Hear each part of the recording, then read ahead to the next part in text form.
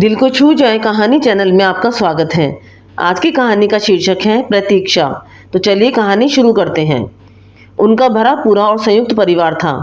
4 बेटे बहू, सास ससुर और एक मंदबुद्धि बुआ, जिसे शादी होते ही छोड़ दिया गया था। शादी के समय पता नहीं चला था कि बुआ मंदबुद्धि है, क्योंकि पहले बिना मिले ही शादियां हो जाया करती थी। खैर, घर में 3 बेटों के 2-2 बच्चे थे। उनके मझले बेटे की बेटी मेरी सहेली थी। हम दोनों एक ही कक्षा में पढ़ते थे।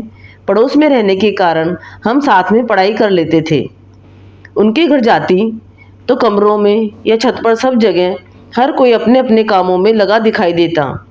बड़ी बहुएं रसोई और चौका संभालती, सासू जी अपने पूजा पाठ में व्यस्त रहती या घर के छोटे बच्चों को गेंद में खिलाते हुए देखती। बेटे परिवार के व्यवसाय को आगे बढ़ाने और जीवन यापन की व्यवस्था करने सुबह अपने खाने का डिब्बा लेकर निकल जाते। मगर इस घर की सबसे बड़ी बहू रूपा चाची के लिए घर के नियम अलग थे। वह परिवार का हिस्सा होते हुए भी अलग दिखाई देती, कारण वे पक्के रंग की थी। उनको स्थिति देखकर मुझे समाज की कठोरता का पहली बार आभास हुआ। उनकी देवरानियों को मैंने कई बार उनके नाम का भी मजाक उड़ाते देखा था। यह अलग बात है कि रूपा चाची को मैंने कभी किसी को जवाब देते नहीं सुना, न बड़ों को और न छोटों को।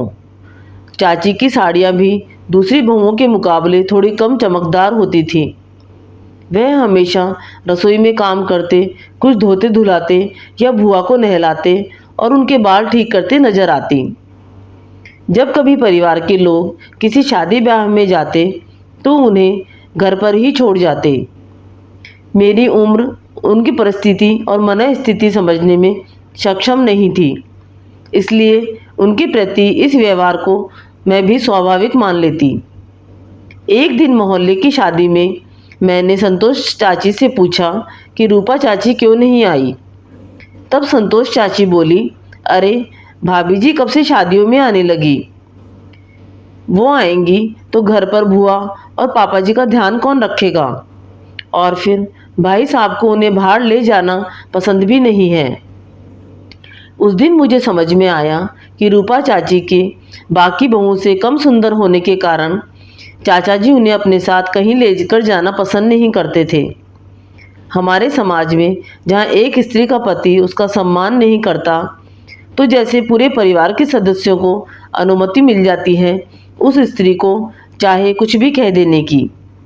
रूपा चाची के एक बेटा भी था जो अपनी ननिहाल में ही रहता था।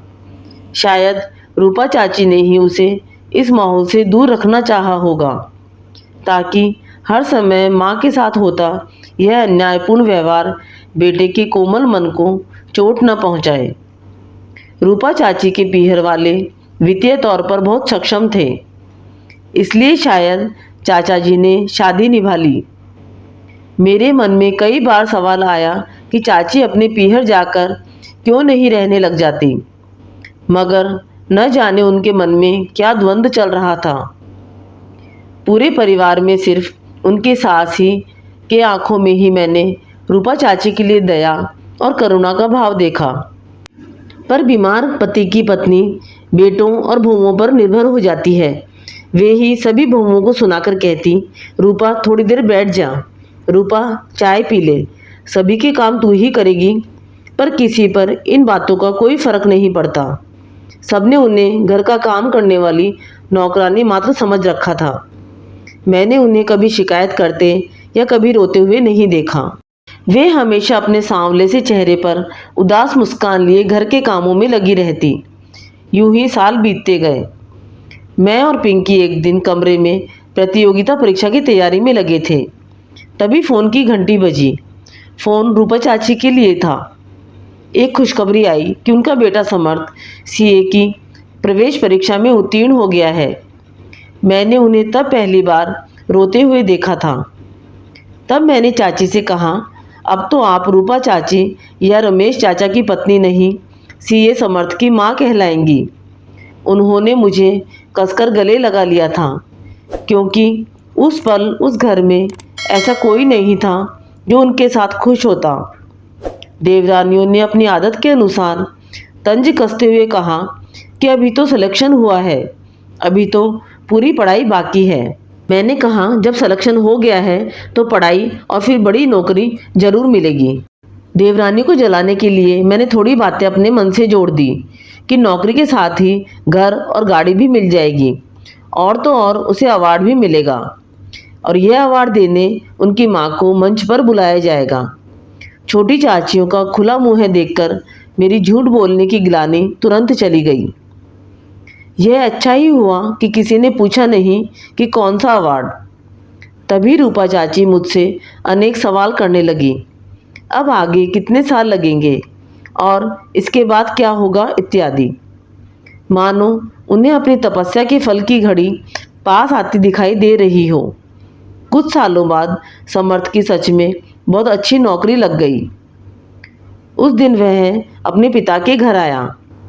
जैसा हम सबने सोचा था, वह अपनी माँ को साथ लेकर जाना चाहता था, लेकिन उसने पहले आकर घर में सबके पैर छूकर आशीर्वाद लिया। पिता खुलकर अपने बेटे को गले लगाने तक की हिम्मत नहीं जुटा पाए। समर्थ ने अपनी माँ को साथ चलने को कहा, पर रूपा चाची ने कहा, अब तो वह क्षण आया है जिसके लिए मैंने इतनी तपस्या की है। घर वाले न समझे हों, पर समर्थ समझता था कि माँ की तपस्या के फल की घड़ी है, इसलिए उसने ज़्यादा जिद नहीं की। नौकरी की पहली तनख्वाह से वह सभी घर वालों के लिए तोहफे लेकर आया था। तोहफे के रूप में रूपा चाची की साड़ी इस बार सब बहुओं से ज़्यादा चमकदार थी। समर्थ हर रविवार को अपनी माँ से मिलने आता और उन्हें अपने साथ अपने ऑफिस की पार्टियों और साथियों की शादी में भी लेकर जाता। घर वालों की आंखों में पछतावा साफ नजर आ रहा था। रूपा चाची के खुश चेहरे के आगे उनका रंगरूप फीका पड़ने लगा। हर स्त्री की अपनी उपलब्धियां हैं और उन उपलब्धियों के पीछे संघर्ष की अपनी एक कहानी। मुझे लगता था कि उस घर में रूपा चाची को कभी सम्मान नहीं मिलेगा, लेकिन रूपा चाची की तपस्या केवल वे ही जानती थीं।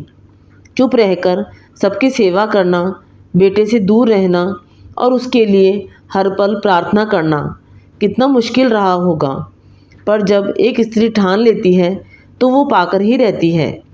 रूपा चाची ने परिवार नहीं छोड़ा, अपने व्यवहार से अपनी चमक बनाए रखी और बेटे के जरिए उस आत्मसम्मान को उजागर कर दिया। आपको ये कहानी पसंद आई तो कहानी को लाइक व शेयर करें।